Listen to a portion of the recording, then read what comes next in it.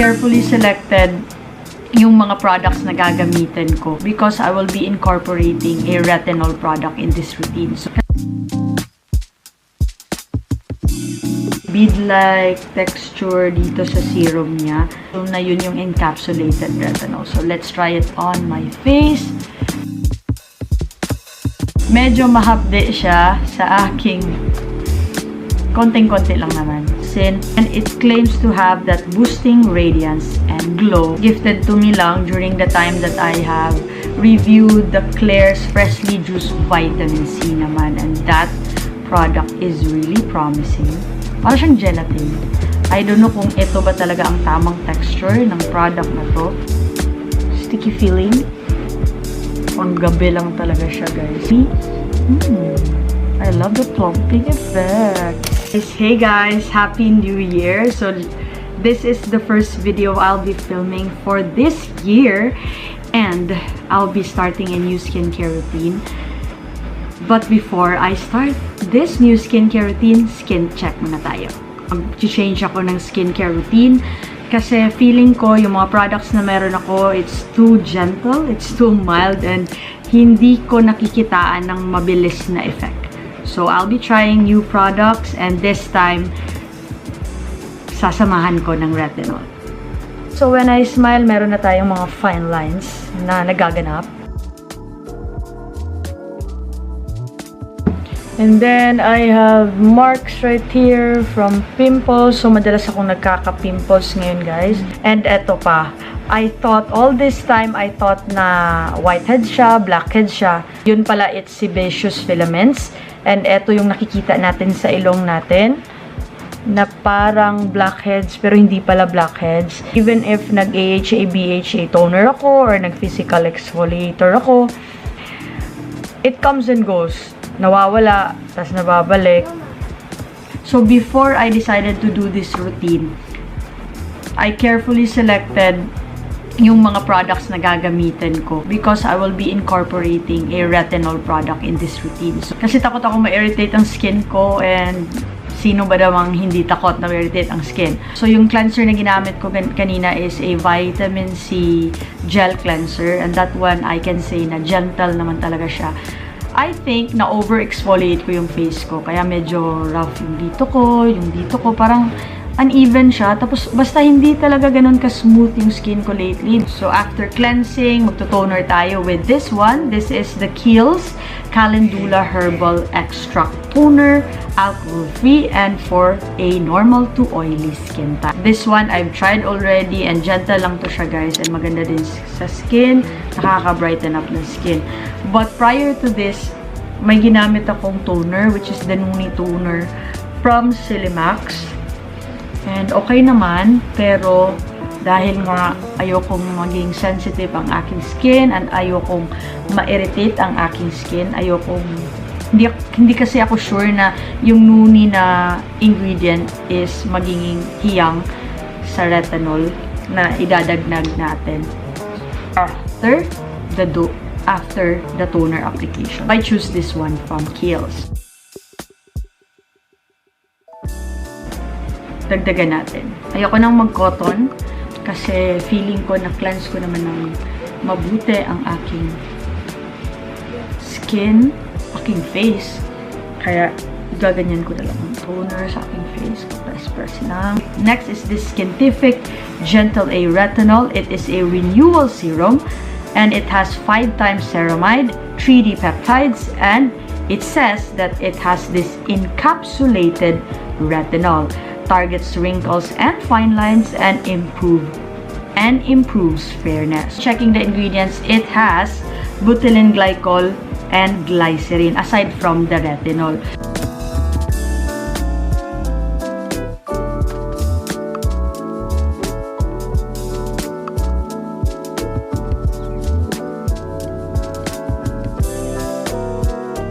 Dispensing the product, meron siyang parang bead-like texture dito sa serum niya. So, na yun yung encapsulated retinol. So, let's try it on my face.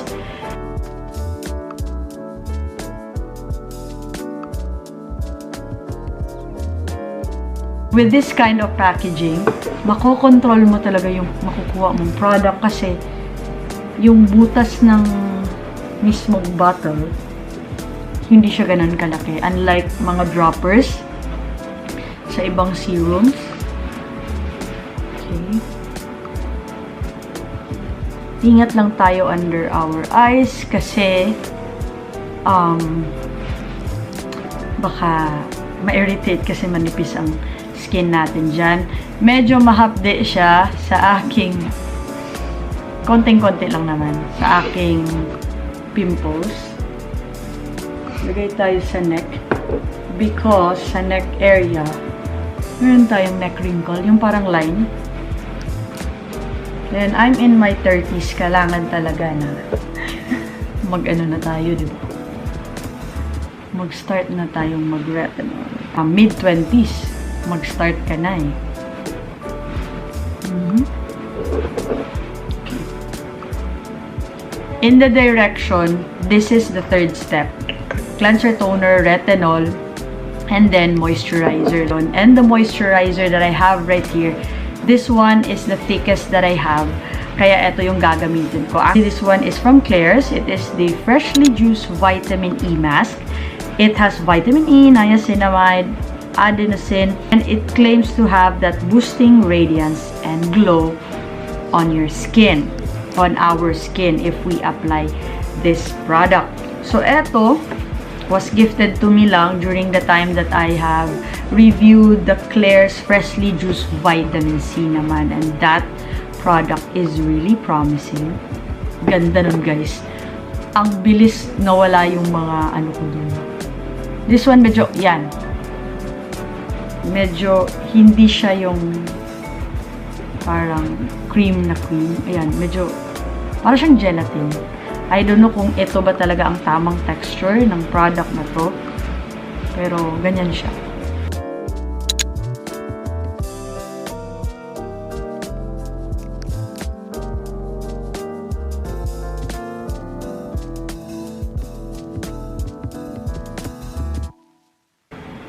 Maganda siyang pang face massage, guys. Kasi thick siya. At hindi siya mabilis mag-absorb sa skin. So, nakaka-glide easily ang ating fingers if we do face massage. Fairness. Guys, merong sticky feeling. Pang gabi lang talaga siya, guys. Lang talaga to. Kasi pag morning mo tong gamitin, nako, baka malagkit. Lalo na kapag oily skin ka, just like me. I love the plumping effect. Wala namang nakalagay na i-rinse ko siya. Kasi before, akala ko yung mga facial mask, I mean yung mga mask na ganito, akala ko nire-rinse off. Hindi pala. Parang leave-on pala siya. And with this routine na may retinol, I'll be doing this twice or thrice a week. So, try ko muna siya ng twice. Kung makitaan ko na okay naman, hindi naman ako na-irritate, gagawin ko siyang thrice. Since it claims naman na gentle lang naman daw siya. Because I've heard and I've seen horror stories here on YouTube while using retinol. So, before, nakatry ako nung sa Lux Organics. Okay siya sa akin. Pero actually, hindi siya marketed as retinol. Ang nakalagay doon is vitamin A. Parang ganon. Yung yellow ang packaging. Guys, tapos gusto kong mag-switch doon sa Lux Organics na retinol na yung purple na. Yung purple tsaka white na yung packaging. Pero, parang takot pa rin ako. So, I found this one online. Shopee, Lazada. Link down below. Skintific Gentle A Retinol. So, bentang-benta sa akin yung may gentle. So, let's see kung mawala ba yan at ma-brighten up ba yan and ma-even out yung mga ano dyan at ma-close bang ating pores. So, that's it, guys, for tonight's video.